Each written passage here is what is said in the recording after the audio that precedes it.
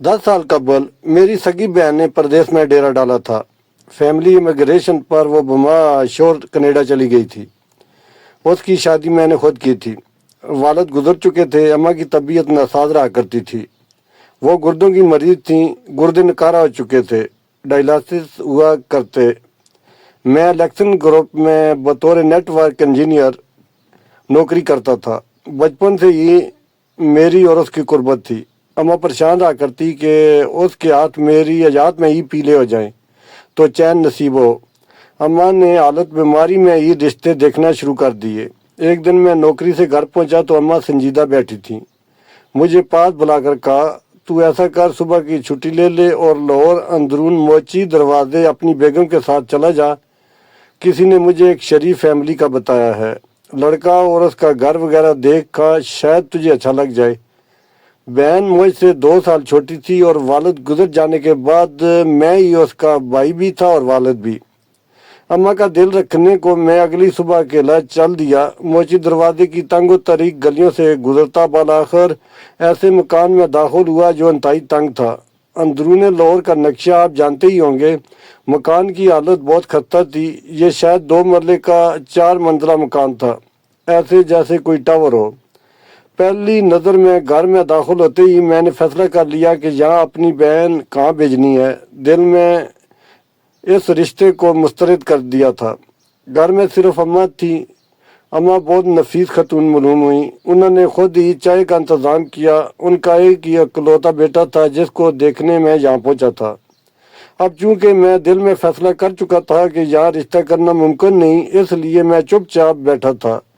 مجھے یوں خاموش دیکھ کر وہ بولی، بیٹا، میرے شوہر ریلوے میں ملازم تھے، وہ میری عین جوانی میں گزر چکے ہیں۔ ان کے بعد میری ایک ہی اولاد تھی جس کے واسطے میں جیتی رہی۔ میرے پاس کوئی سرمایہ نہیں سوائے اپنے بیٹے کے۔ مکان کی حالت تو آپ نے دیکھ ہی لی ہے، جو ہے یہی ہے۔ میرا بیٹا انگلش لٹریچر میں ایم.فل ہے اور اب پی.ایچ.ڈی کر رہا ہے۔ دی سٹی اسکول کی ایک برانچ کا وائس پرنسپل ہے۔ گزارا اچھا ہو جاتا ہے۔ یہ کہہ کر وہ چپ ہوئی۔ میں نے سلسلہ کلام آگے بڑھانے کو پوچھا، اچھا تو اسکول کتنی دور ہے اور کیسے آتے جاتے ہیں؟ جواب آیا، اس کے پاس ابھی بائک نہیں ہے، اسے چلانی نہیں آتی، لوکل ٹرانسپورٹ سے آتا جاتا ہے، کچھ پیدل چلتا ہے۔ یہ سن کر میں چپ ہو گیا۔ میری بہن ڈبل ماسٹر تھی، ایم.بی.اے فنانس کے ساتھ ایم.اے اکنامکس کر چکی تھی۔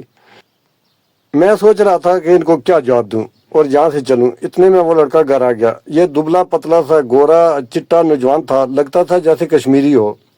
گفتگو میں انتہائی مذہب لگا۔ اسے کچھ الیکٹ سلیکٹ کر کے اور ادھر ادھر کی عام گفتگو کر کے مجھے احساس ہوا کہ بندہ تو شریف اور سلجھا ہوا ہے۔ بالآخر میں بنا کچھ کہے اٹھ کھڑا ہوا، چلنے لگا تو ماں بولی، یہ مقدر کی بات ہوتی ہے، جہاں نصیب ہو وہاں رشتے طے ہو جاتے ہیں۔ اگر آپ نے کوئی فیصلہ کیا تو یہ کہنا چاہتی ہوں کہ یہ جیز وغیرہ کے سخت خلاف ہے۔ یہ ایک پائی کسی سے نہیں لے گا اور یہ بات حتمی ہے۔ اسے اس بات پر غصہ آ جاتا ہے۔ باقی میں یہی کہہ سکتی ہوں کہ جہاں ہم 2 ماں بیٹا کھانا کھاتے ہیں وہیں جو بھی آئی اس کو کوئی کسر نہیں آنے دیں گے، چاہے خود بھوکے سوئیں۔ میں نے یہ سن کر ہنستے ہوئے کہا، کیوں جیز نہیں لیں گی؟ اگر میں اپنی مرضی سے اپنی بہن کو دینا چاہوں تو آپ کو کیا ایشو ہے؟ بولی، بیٹا خود دیکھ لو، ہمارے پاس رکھنے کی جگہ کہاں ہے؟ چھوٹا سا 2 کمروں کا گھر ہے، مگر جیسا ہے اپنا ہے۔ یہیں ساری عمر گزاری ہے، یہیں پہ باقی عمر رہنا چاہتی ہوں۔ کیوں ہم لیں اور آپ کیوں دیں؟ جو شخص اپنی بیٹی دے دیتا ہے اس کا اتنا آسانی کافی ہوتا ہے۔ وہاں سے نکل کر سیالکوٹ اپنے گھر پہنچا۔ میں نے داخل ہو کر بہن کو اپنے کمرے میں بلایا، اسے ساری صورتحال سے آگاہ کیا۔ وہ سن کر چپ رہی۔ ظاہر ہے اس کی چپ اس لیے تھی کہ شاید اس کا دل گھر کا نقشہ سن کر نہیں مان رہا تھا۔ میں نے اسے چپ دیکھا تو اسے کہا، دیکھو کوئی زبردستی نہیں ہے، اس لیے ہی تو بتا رہا ہوں کہ سب پہلوں سے غور کر کے فیصلہ لو۔ میں نے جتنا غور کیا ہے، میرے مطابق وہ لڑکا اگر آج سٹرگلنگ پیریڈ میں ہے تو ہمیشہ ایسا نہیں رہے گا۔ پی ایچ ڈی کر رہا ہے، وقت بدل جاتا ہے، مجھے شریف اور محنتی لگا ہے۔ اگر مجھے اس فیملی یا لڑکے پر ذرا سا بھی کوئی شبہ ہوتا تو تم کو بتائے بنا انکار کر دیتا۔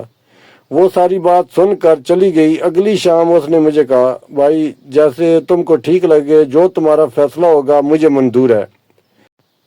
میں نے پھر اس لڑکے کے اسکول سے اپنے تئیں معلوم کیا، ہر جگہ سے تسلی کی، مجھے کوئی ایسی بات نہ مل سکی جس سے مجھے تشویش لائق ہوتی۔ شادی ہو گئی، 2 بچے ہوئے۔ سلمان نے پی ایچ ڈی مکمل کی اور کینیڈا کی امیگریشن لے لی۔ سن 2015 میں وہ وہاں شفٹ ہو گئے۔ اب وہ یونیورسٹی آف میسی ساگا میں اسسٹنٹ پروفیسر ہے۔ اس کی جاب کینیڈا کی ہائیلی پیڈ جاب میں سے ایک ہے۔ وقت بدل جاتا ہے، صدا ایک سا نہیں رہتا۔ میرا اس کا تعلق بھائیوں سے بھی زیادہ یوں ہے کہ نہ اس کا بھائی تھا کوئی اور نہ میرا۔ شادی کے بعد اس کی والدہ بھی گزر گئیں اور میری بھی۔ 6 سال بعد جب وہ کینیڈین نیشنل ہو گئی تو سن 2021 میں وہ واپس پاکستان آئی۔ اس کی بیٹی باتونی اور کیوٹ سی ہے، بیٹا کم گو ہے۔ بچے تو مکمل انگریزی لب و لہجہ اختیار کر چکے ہیں، بولتے ہوئے سنو تو لگتا ہے کہ کوئی پیدائشی گورے ہیں۔ رات 2 بجے اسے اسلام آباد ایئرپورٹ سے لیا۔ برسوں بعد ملے تھے تو کافی باتیں کرنے کو تھیں۔ واپسی کے سفر میں دھند بھی تھی، گاڑی کی رفتار کم تھی۔ دھند کے سبب حد نگاہ 2-4 میٹر ہی تھی۔ میں نے اس کی انگریز کاکی کو چھیڑنے کو کہا۔ ایک بار مجھے ایسی ہی ڈرونی رات میں چڑیل نظر آئی تھی۔ وہ سن کر انگریزی میں کہنے لگی کہ ماموں پلیز نو، مجھے نہیں سننا ایسا واقعہ۔ اس کی ماں بھی اسے چھیڑنے کو میری ہاں میں ہاں ملاتی رہی۔ سارا راستہ وہ چڑیل کے قصے سے ڈرتی آئی۔ ہم دونوں اس کے ڈرنے سے لطف اندوز ہونے لگے۔ ایک دن بعد شام کو اس نے اپنا لیپ ٹاپ نکالا، انٹرنیٹ کے ذریعے کینیڈا میں اپنی کلاس اٹینڈ کی۔ اس کی گوری ٹیچر نے پوچھا، بتاؤ تم کو اپنا ہوم لینڈ پاکستان کیسا لگا؟ وہ اسے فر انگریزی میں بتا رہی تھی۔ ٹیچر، پاکستان میں دہشت گردی ہوتی ہے، میرے ماموں بھی دہشت گرد ہیں اور میری ماما بھی پاکستان پہنچتے ہی دہشت گرد بن گئی ہیں۔ وہ دونوں ساری رات مجھے چڑیل کی کہانی سنا کر ڈراتے رہے۔ پہلے تو ٹیچر کے چہرے کی ہوائیاں اڑیں، وہ انتہائی سنجیدگی سے ہم کرتی رہی۔ پھر جب ٹیچر کو ساری بات سمجھ آئی، وہ کہکا لگا کر ہنسنے لگی۔ کلاس ختم ہوئی تو میں نے کاکی کو کہا، یہ دہشت گرد ماموں اگر نہ ہوتے تو تمہارا دنیا میں ظہور بھی نہ ہوا ہوتا۔ اس کی ماں نے مجھے دیکھا اور مسکراتے ہوئے بولی، تھینک یو۔ میرا فیصلہ غلط بھی ثابت ہو سکتا تھا۔ ہمارے ہاں مرد گھر کا وارث ہوتا ہے۔ یہ بھی ہو سکتا تھا کہ سلمان کبھی بھی سٹرگلنگ پیریڈ سے نہ نکلتا۔ اس کے حالات نہ بدل پاتے۔ اگر یوں ہوتا تو ساری زندگی بہن کو بھگتنا پڑتا اور مجھے بھی دکھ رہتا۔ اب اگر فیصلہ درست ثابت ہو گیا ہے تو اس میں میرا کریڈٹ نہیں، سارا کریڈٹ میں ان دونوں کو دیتا ہوں۔ بہن نے میری ججمنٹ پر اعتبار کر کے اپنی زندگی کا سب سے بڑا فیصلہ میرے ہاتھ دے دیا، اور سلمان نے میرے یقین کو حقیقت میں ڈالنے کے لیے تھک محنت کی۔ میں نے اسے بس رشتہ کی ہاں کرتے ہوئے ایک ہی جملہ کہا تھا کہ بھائی تیرے پر اعتبار کر رہا ہوں، میرا اعتبار مت توڑنا۔ آپ عورت کو مضبوط کریں، اسے پڑھائیں، اسے عزت دیں، اس کی زندگی سے متعلقہ فیصلوں پر اعتماد میں لیں، اس سے کچھ نہ چھپائیں۔ وہ آپ کے ہاتھ اپنی زندگی کی ڈور تھما دے گی، وہ عورت چاہے بہن ہو یا بیوی۔ مرد اگر عزت نفس کا پاس رکھنے والا ہے، خاندانی ہے، تو وہ بھی آپ کا اعتبار کبھی نہیں توڑے گا۔ باقی اوپر والے کے ہاتھ ہوتا ہے۔ عملوں کا دار و مدار تو نیت پر ہے، نیت صاف ہے تو رب ساتھ ہے۔ ہاں، مگر ان معاملات زندگی میں تحقیق بھی لازم ہے اور اعتبار بھی۔ حقائق و حالات کی چھان پھٹک کے بعد آخری گواہی آپ کا دل دے دیتا ہے۔